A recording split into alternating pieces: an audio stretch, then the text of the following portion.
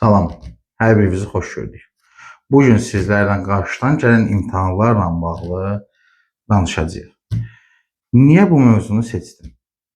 Bu mövzunu seçməkdə məqsədim valideynlərlə övladları arasında olan düzgün anlaşılmamadır.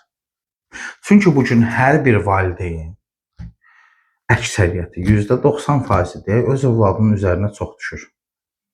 Qəbul olmalısan. Sən qəbul olmasan, gedib filan işdə işləyəcəksən.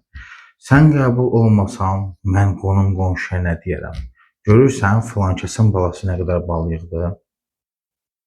Qəbul olmayacaqsan, başını daşı döyəcəksən. Qəbul olmayacaqsan, tupoy olacaqsan. Sən tupoysan ki, oxumursan. Mənim əziyyətimi yerə vurursan. Bəs mənim sənin üzərində çəkdiyim əziyyətlər hara getdi? Bilirsiniz bunlar nədir? Bunlar sizin övladınıza günahkarlıq hissi yükləməyinizdir. Və daha sonra həmin övlad sizin istədiyiniz nəticəni əldə etməyə çalışır. Axı siz o günahkarlıq hissi yükləmisiniz. Və o nəticəni əldə eləməyəndə artıq özünü günahlandırmağa başlayır. Və özünü günahlandırdıqdan sonra istənilməyəcək vasitələrə əl atır. Ki bugün bunu biz bütün cəmiyyətdə görürük. Nələr baş verir imtahandan sonra. Düzgündür bu? Xeyr, düzgün deyil. Zaten heç bir valideyn öz övladına bilərəkdən zərər getirmək istəməz. Bunu hər kəs bilir, anlayır.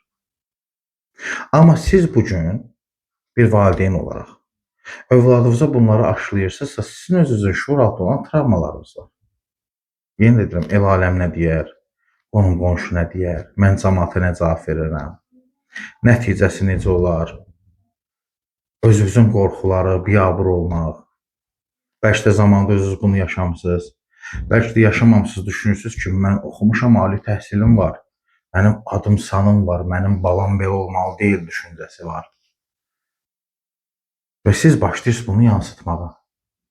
Bu mövzuda çox diqqətli olmaq lazımdır. Çünki unutmayın, siz onlara günahkarlıq hissi yüklədikcə, onlara daha çox tələbkarlığı artırdıqca, hər övladın psixoloji vəziyyəti buna dözməyə bilər. Əslində biz övladları anlamağa çalışmalıyıq.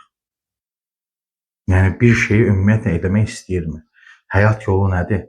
Nəyi seçmək istəyir? Nə çalışmaq istəyir? Əksərən valideynlər öz övladları barədə həmişə çalışırlar qərarları özləri versinlər. Oxu həkim ol, oxu vəkil ol, oxu filan şey ol.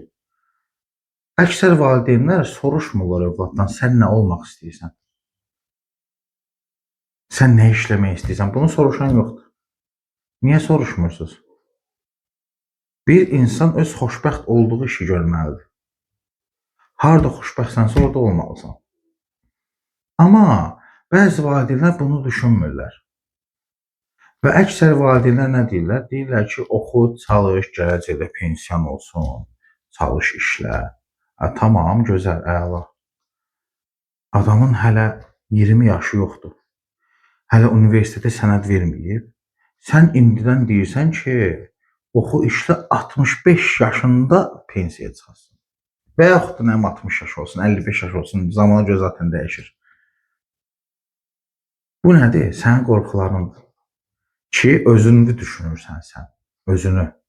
Mən pensiyaya çıxaram, nə yiyərəm, nə içərəm, mənə kim baxar? Və onu da yansıtırsan övladıma. Sənin Allahla bir kontraktın varmı ümumiyyətlə ki, sən nə qədər müddət yaşayacaqsan və s. və ilaxır ki, Allah hər kəsə uzun ömür, can sağlıq versin. Amma niyə sən 40 il, 45 il sonra artıq o uşağı yükləyirsən? Gör bir o nə işləmək istəyir, harda xoşbəxtdir.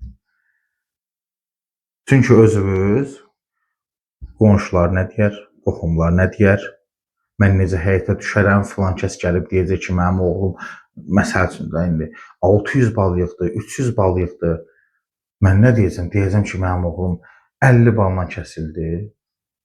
Öz övladına görə utanma. O da bunu seçir.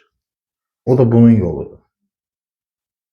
Bəlkə də o qəbul olmayıb, daha yaxşı bir peşənin sahibi olacaq. Ona görə də bir valideyn olaraq bu gün artıq oturub düşünməlisiniz. Mən övladımı yükləməliyəm, yükləməməliyəm. Təbii ki, yükləməməlisiniz. O günahkarlıq hissini ona verməməlisiniz.